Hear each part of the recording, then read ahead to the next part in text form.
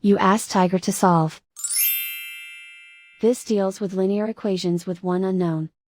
The final result is x equals -1/2. Let's solve it step by step. Simplify the expression. Group like terms. Simplify the arithmetic. Group all x terms on the left side of the equation. Subtract 2x from both sides. Group like terms.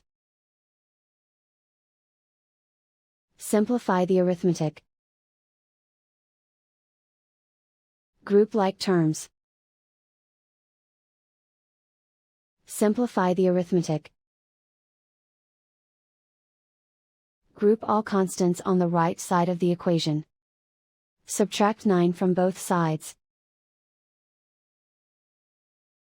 Simplify the arithmetic.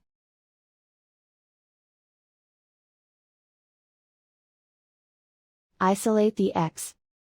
Divide both sides by 4.